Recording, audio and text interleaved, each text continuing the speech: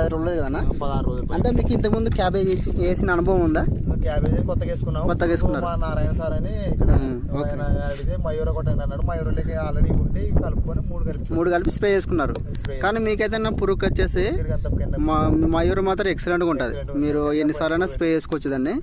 మీకు చాలా బంక ఉంటుంది. బట్ మయూర మాత్రం మీరు తక్కువ నీళ్ళలో అయితే మాత్రం డైరెక్ట్ ట్యాంక్కి 40 ml వేసుకొని స్ప్రే చేసుకోండి.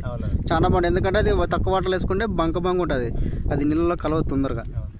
డైరెక్ట్ ట్యాంక్లోకి వేసుకొని స్ప్రే చేసుకోండి. ఎలా ఉంది అన్న మీరు యూజ్ చేసిన తర్వాత? ఇది యూజ్ చేసిన తర్వాత బాగుంది సార్. పురుగు పోయింది, ఆకు బాగా నీటి పగిలింది, బాగా వస్తుంది క్యాబేజీ. ఓన్లీ 16 రోజులు అయింది అంతే. 16 రోజులు అయిందండి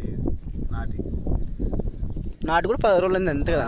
ఇప్పుడు ఎన్ని రోజులు అనేది స్ప్రే చేసి? 6 రోజులు అవుతుంది. కొట్టి 6 రోజులు అంతే. 10 రోజుల తర్వాత కొట్టినా.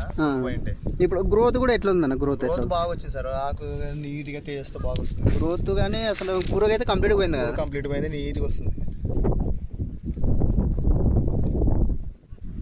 మీకు పురుగు అయితే మేము క్యాబేజీలో కొట్టుకోవచ్చు కానీ స్ప్రే చేసుకోవచ్చు. మనం కొట్టుకొస్తాను మయూర.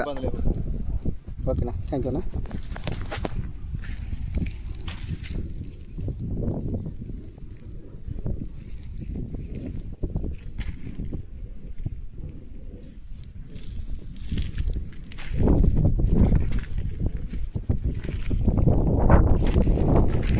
మనకి ఇంతకుముందు పురుగు ఉన్నప్పుడు చేసిన డ్యామేజ్ అది. ఇప్పుడు వచ్చే ఆకులకు మాత్రం నీట్గా ఉంది. పురుగు అయితే ఎక్కడ కనపడడం లేదు.